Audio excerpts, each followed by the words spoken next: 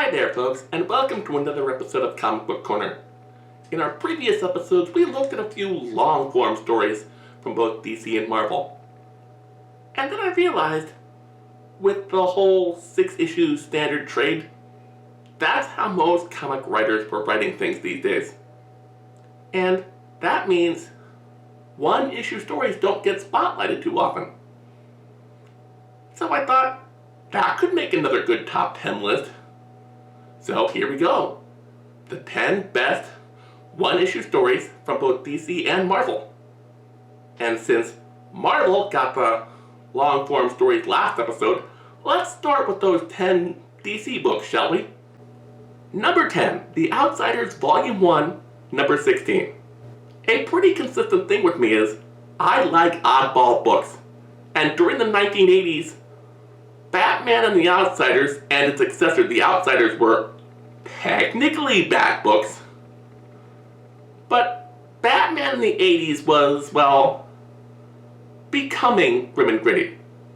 The Outsiders were just weird. You could get anything from magical adventures to sci-fi to reimaginings of Silver Age concepts. Halo is, and was, my favorite member of the team. Not just because she was inarguably the most powerful member of the team, but her effervescent personality. Her ability to find hope, even once she found out who Violet Harper, the body she sort of took residence in, really was. And, well, she was sort of a screw-up. And I thought that made for a really interesting character. This story involves the villain Lightning Bug stealing Halo's powers. And here's where things really get interesting. Halo is her powers. She's an extra-dimensional being inhabiting a human body. If you remove her powers, you remove the entity. In which case, the body starts to die. And Lightning Bug getting these powers turns a C-lister into a full-blown powerhouse. So not only do you have the Outsiders having to deal with this former nuisance turned mega villain, and the fact that their teammate might die, but you have them getting their asses handed to them by a total loser. This is the issue where the Outsiders really finally prove that they're capable of functioning as a real team, and they're more of a family. It's a goofy concept with some nice serious undertones, and it's wrapped up in one single issue. Number 9, The Legion of Substitute Heroes Special number 1. So it's the 2980s. You have a serious problem. Not only that, the Legion of Superheroes aren't available. So who do you call? Well, since it's their special, you could try the Legion of Substitute Heroes. I know they're sort of a small-time operation. They're used to PR events, spaceship wash openings, things like that. But when the planet Bismol is attacked by an unknown force, former Legionnaire Matter Eater Lad has no other choice but to call them. And the subs, well, they're the subs. Right before all this happened, Infectious Lass's powers went off. She released a gender swap virus and turned Color Kid female. Meanwhile, Stone Boy got a little depressed and turned himself into a statue for several days at a time. Oops. And when they get to Bismol, it turns out the threat is none other than Pulsar Stargrave. That's right, the Kaluan super android who may or may not be the reincarnation of the original Brainiac. And who came up with this madness? Why, none other than Keith Giffen. This issue, apart from being really funny, sort of serves as a prototype for what he would go on to do later in the pages of JLI. It's a very strange story, and it has to be read to be believed. Number 8, Legionnaires, number 7. But superheroes go on vacation, something goes wrong, and they wind up needing a vacation from their vacation is sort of a cliche. But here it totally works. In the ruins of New Earth's Atlantis Dome, an odd creature has been spotted scaring tourists. So a group of Legionnaires is sent in to investigate. Most of these teams are couples, chosen so that they won't look out of place amongst the tourists and other visitors. Well, apart from tricking Violet and Matter Eater Lad, but even they have this sort of will they, won't they thing. But Violet already has a boyfriend. He's in the main Legion title, and she's unaware that he's kind of sort of cheated on her. What really makes this issue special is that it is a remake slash sequel slash homage to a Legion story from the 70s. But instead of being an action story, it is a character-driven comedy. Whether it is Inferno's interaction with his girlfriend of the week, or the sort of Matter Eater Lad and Violet doing their best impressions of Tom Hanks and Meg Ryan, it's a rare case where the remake is better than the original. Number 7, Ambush Bug Stocking Stuffer number 1. Okay, this comic is even weird by my standards. Its cover date is February 1986, which means it probably came out in late November or early December 1985. Ambush Bug hears that DC wants to make some changes after Crisis. They want to be mature, relevant, with it, and politically aware.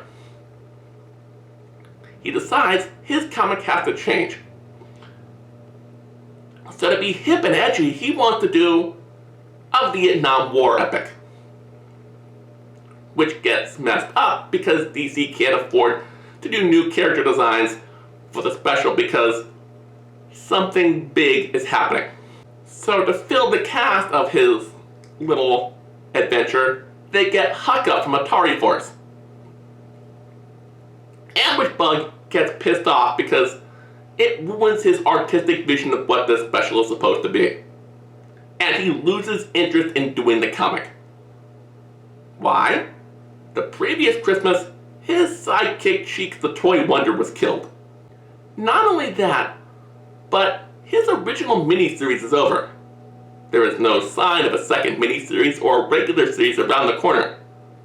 So he gets depressed. Or as depressed as you can be when you know you're a comic book character. And then he goes through, well, something about getting attacked by door-to-door Jehovah's Witnesses. Meanwhile, toy stores across the country are being attacked by zombie dolls, and one of them is Cheeks. And then we get some fake ads. Then a hilarious parody of Crisis on Infinite Earth that show that reboots have never been popular.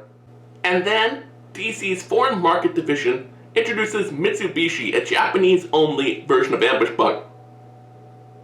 The real Ambush Bug gets so pissed off that this story doesn't make any sense that he leaves the comic. He uses his teleportation powers and goes back to an early part of the issue where things made sense. This really pisses off Johnny DC, the continuity cop, because she's already got all the Crisis retcons to deal with. Not only that, it leaves plotter and artist Keith Giffen, along with writer Robert Loren Fleming, literally scratching their heads on what to do with the rest of this comic. We get a few more really funny fake ads. Giffen and Fleming pitch a few ideas to DC that they're not allowed to do because of corporate mandates, which really fill time while Johnny DC tracks down Ambush Bug and makes him go back to his comic. Oh, and Santa Claus shows up. He brings Cheeks back to life. Or maybe just gives Ambush Bug a new Cheeks doll with all the memories of the old one. That's never really quite made clear, but just go with it. It's Ambush Bug, for crying out loud. Number 6, Sergio Aragones destroys DC. Okay, I'm bending the rules a little bit here. This is sort of a sequel to a comic I'm getting to in a few minutes. In the comic, Sergio Aragones and Mark Evanier are pitching stories to DC. we get to see Aragonis' takes on Superman, Batman, Wonder Woman, Hawkman, the Justice League, and even the Legion of Superheroes would be like. And each tale reveals how much Aragonis knows about these characters and how much he doesn't, or maybe just how much DC screwed up these characters in the 90s. It's a nice riff on everything that went wrong with the big two in that decade. This comic is not quite as funny as Aragonis' take on Marvel. Then again, 90s DC didn't give you quite as many what the fuck did they just do moments to play with. Number 5, Batman the Mad Love. I think most of you have probably already seen the episode of Batman the Animated Series, so there's not much I have to say about it, other than it is the definitive Joker and Harley story. What most people don't know is the comic came first. Sort of. Paul Dini had been hired to write a Harley Quinn origin story for Batman the Animated Series. He wrote almost this exact script and turned it in. Warner Brothers and DC Comics loved it. Fox standards and practices, on the other hand, were less than pleased. Which is strange considering that in Season 1, Batman the Animated Series had been given a lot of leeway in terms of unusual content for a kids show, since many of the episodes originated in prime time. It is speculated that it was Harley's dream sequence that led to the episode getting nixed. However, DC Comics still had their Batman Adventures comic. They were looking for a story they could use for that year's annual. And then Paul Dini said, if the TV series doesn't want it, fine, I'll do it as a comic. And then his comic won an Eisner Award. Meanwhile, Warner Brothers was opening their own TV network. They cut ties with Fox with all their kids shows and moved them in-house. They took another look at the Mad Love, and they said, we want to take your comic and make it an episode. Minus one or two things, and the rest is history. Number 4, New Teen Titans, Volume 1, number 38. Who is Donna Troy? Really, I'm asking. Because in the Silver Age, Wonder Girl wasn't a character. Much like Superboy, she was just Wonder Woman when she was a girl. Writer Bob Haney didn't know this when he was writing Teen Titans. And it was never really fully addressed. Apart from saying, oh, she was just some girl adopted by the Amazons. And they left it at that. Fast forward to Marv Wolfman's run on Teen Titans. Donna had started dating a human. But she couldn't bring herself to really get married until she knew who she was and where she came from. Dick Grayson, of all people, knows what it's like to be an orphan. He sees his best friend hurting, and all he wants to do is help her. So he investigates every little scrap of her past that they have to give her an engagement present. Answers. The deeper Dick digs, the more what he finds disturbs him. A series of illegal adoptions, a fire, death, destruction. He begins to wonder if he should even tell Donna what he's found, and why her mother ultimately didn't look for her. After finding all the answers for himself, he realizes something. Sometimes, knowing the truth, no matter how hurtful, is better than not knowing. He gives Donna everything she needs to know, and lets her decide what to do with that information for herself. And no matter what that is, he'll support it. The end result is not what you'd expect. It's a heartwarming story. One of the best collaborations between writer Marv Wolfman and artist George Perez. It's on a short list of contenders for best Teen Titans story ever written. Number 3, Justice League Volume 2, number 51. Let me tell you something that's going to surprise absolutely no one. Nort is one of my favorite characters in the entire DC universe. He's even cooler than Matter Eater Lad or Blue Beetle 3, aka Ted Kord. I think I like Nort because he's a sentient dog character who behaves like, well, a dog. He's kind, gentle, and loyal to a fault. And he's oblivious to the fact that he might not be the smartest one around. And it's this trait that drives some of his teammates a little bit crazy, especially J'onn J'onzz and Kilowog. But the three realize that they're the only three extraterrestrial members of the current Justice League, and that they should bond a little bit over that. So they go on a night on the town, only supervillains are at the restaurant, things go a little crazy, and what do you expect from a given to Matta's Justice League story? But the ending, oh my god!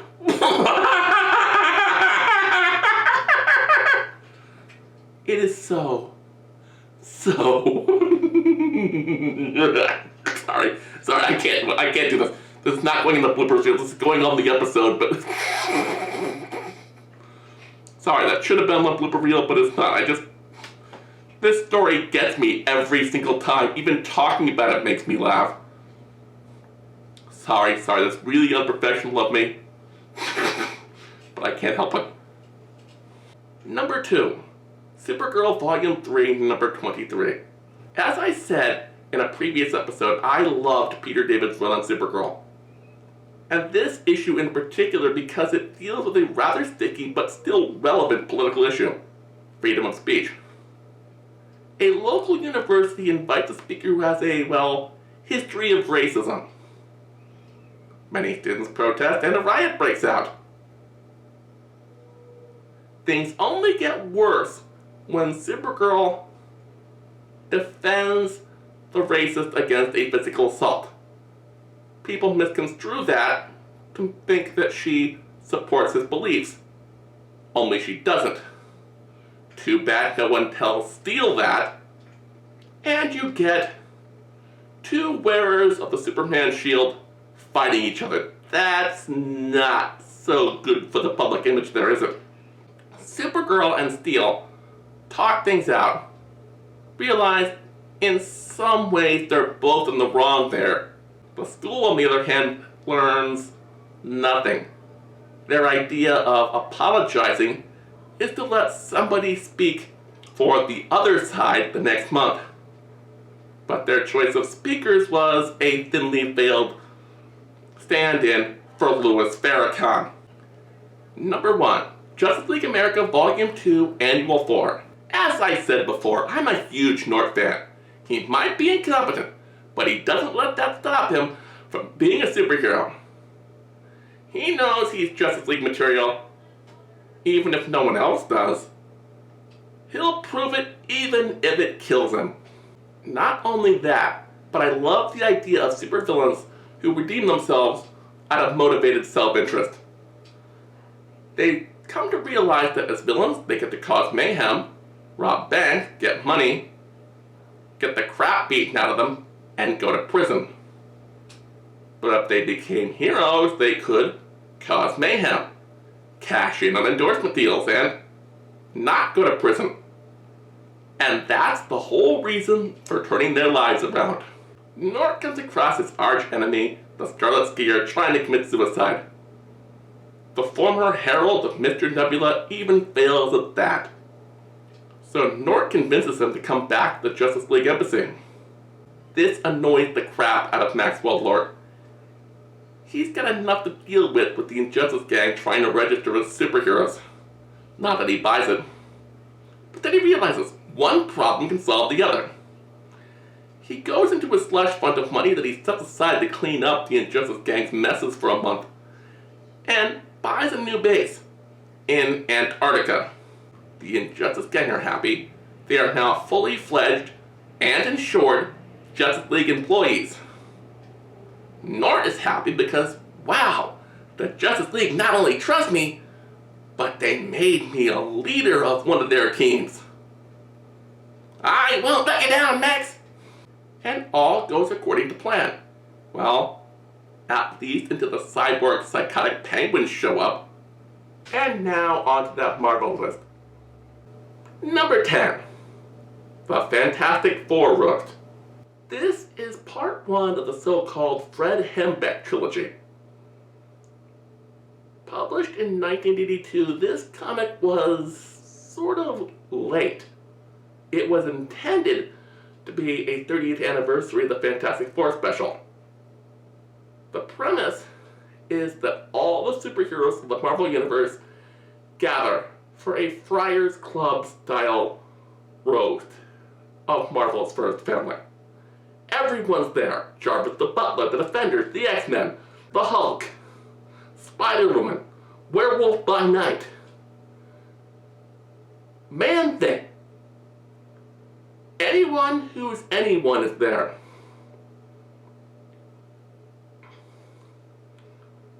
The story has a few goofy moments, and sometimes continuity goes right out the window for the sake of a gag.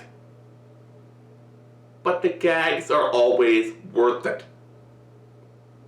It's a very funny story and a charming little read.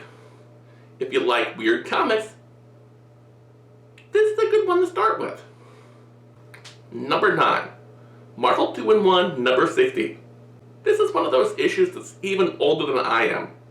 And by YouTube standards, I'm older than dirt. The writers on Marvel 2-in-1 put the thing through sort of a ringer during the Pegasus arc. I know that storyline seems quaint now, but in the 70s that was grim as hell. So they decided to lighten the mood by putting Ben in a noir parody team-up with, "Hey, is that the Great Gazoo?" No, that's just the Impossible Man.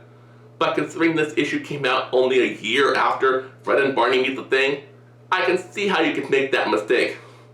In fact, I think the only reason the issue itself doesn't make that reference is that everyone at Marvel was so embarrassed by that TV series that they try to pretend it never happened.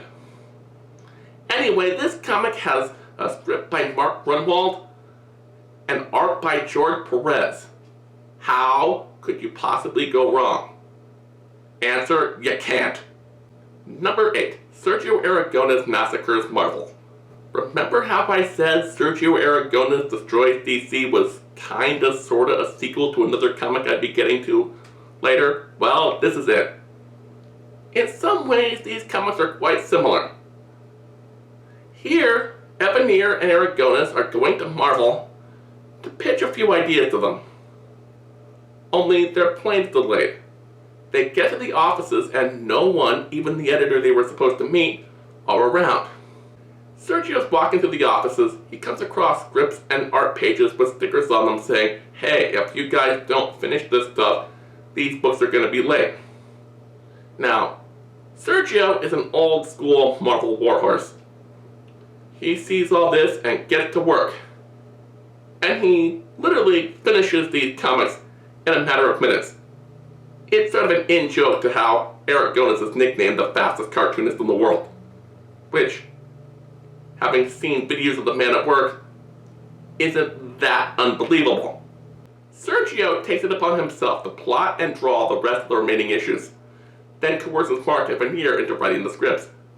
We get Aragones' takes on Captain America, the Hulk, Spider-Man, the Avengers, the X-Men, and quite a few more. We even get a sort of mini crossover, with all the heroes fighting a new villain named the Seagoing Sore.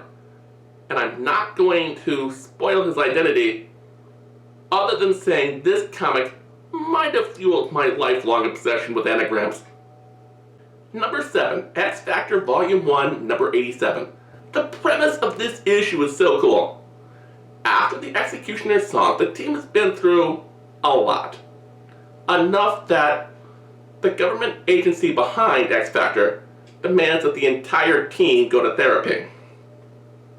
Through the course of these sessions, each member of the team reveals that they're all sorts of screwed up. Maybe to the point where they shouldn't be in the field. And who do you get to handle the mental health problems of a superhero team? Why, Marvel's super psychologist, Dr. Leonard Samson. This story was during Peter David's run on Hulk, and David has a reputation for at least wanting a heads up when someone uses a character who's a regular character in one of the books he's writing. So I hope that X Factor writer Peter David asked Incredible Hulk writer Peter David whether it was okay for Leonard Samson to be in this story.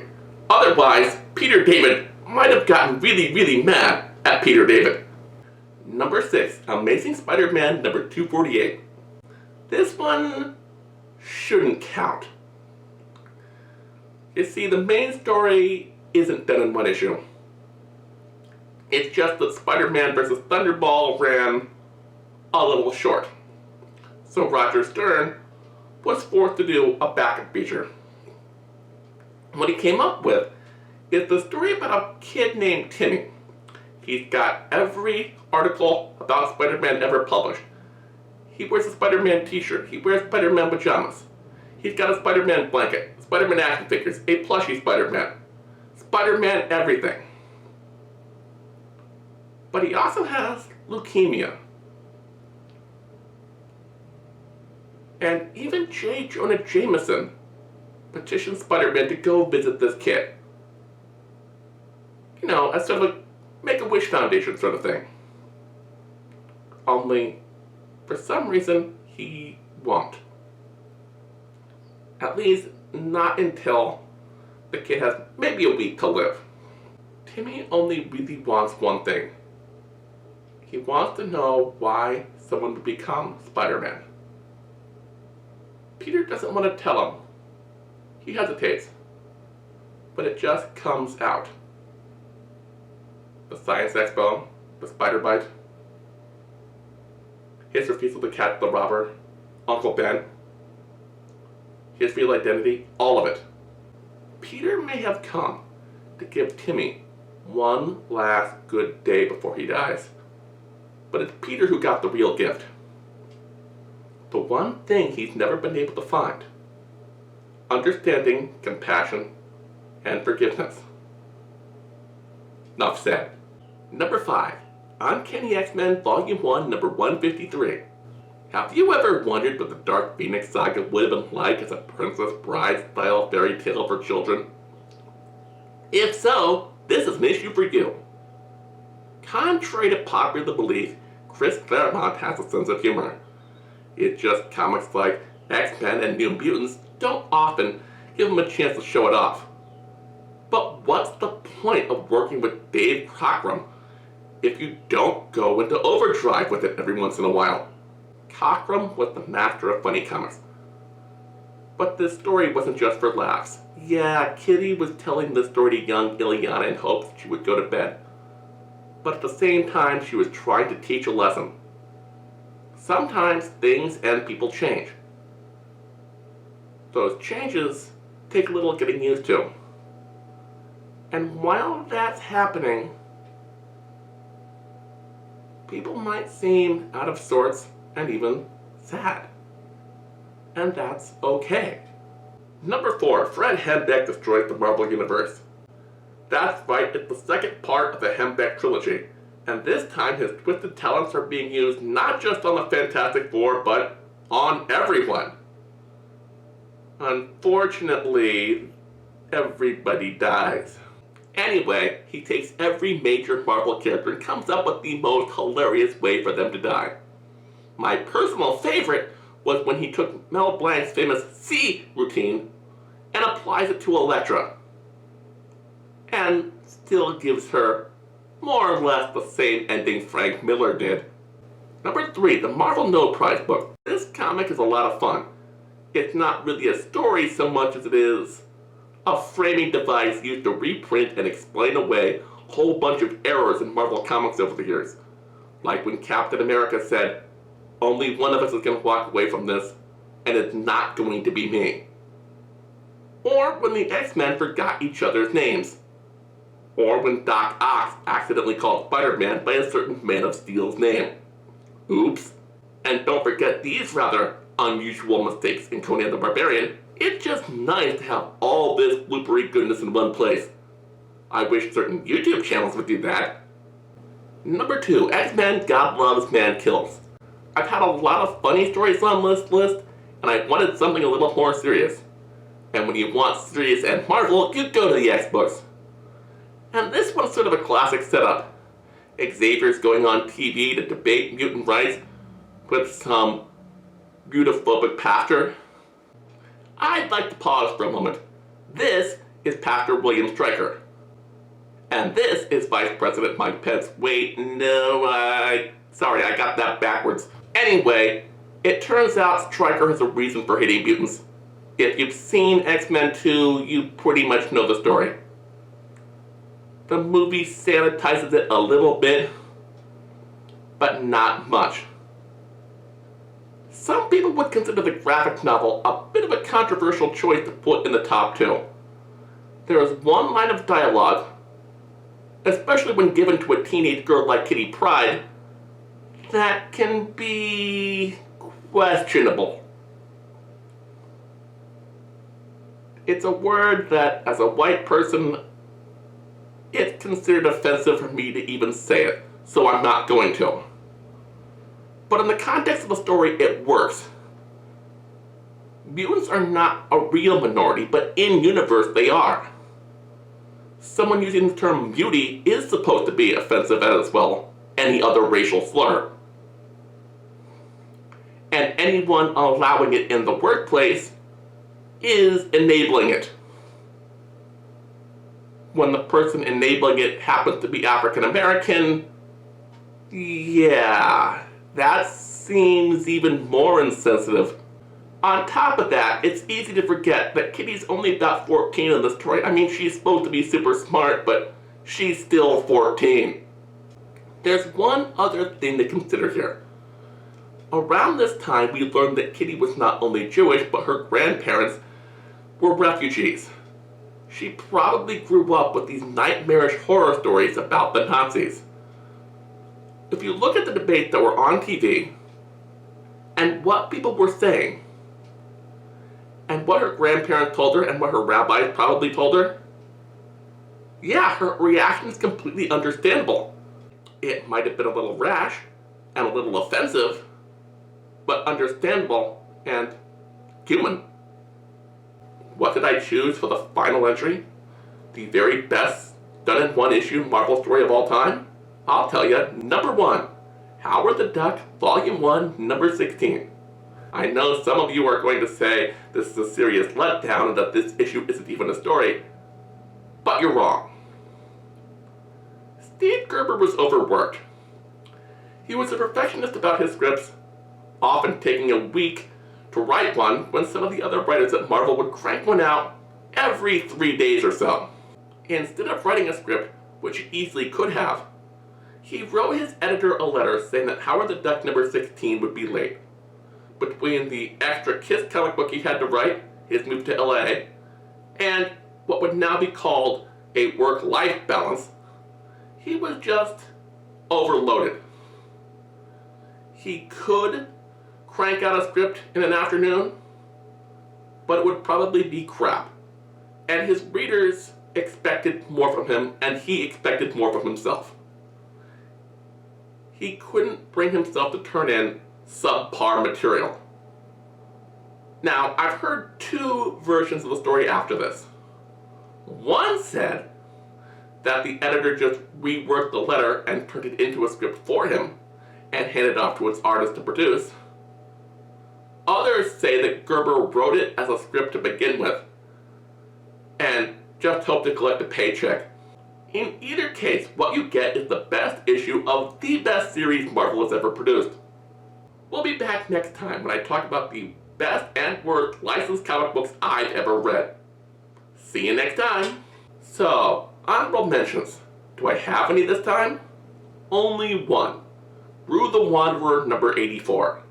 I know I could have included this on the Marvel list as a technicality, but it was part of the Epic line and not the Marvel Universe, so I felt it was a bit of a stretch, especially given that I included the No Prize book and Howard the Duck. I didn't want to push the envelope too much. The story involves Gru coming into town fresh from battle. His pockets are loaded with coins. This town is known for elaborate puppet shows. But since Gru was the richest person around, They try to cater to his tastes. Unfortunately, he's sort of simple-minded and childlike. So it becomes a parody of how cartoons were made in the 80s and early 90s, designed mostly to sell toys. This issue is even funnier when you realize that Sergio Aragones often collaborates with writer Mark Evanier. You might not know his name, but if you're an 80s or 90s kid, you know his work. He wrote almost every episode of Garfield and Friends. Yeah, that Garfield. You know, the one designed to sell suction cup dolls. There's a sick, twisted irony there, and I don't even think you have to look that hard to find it.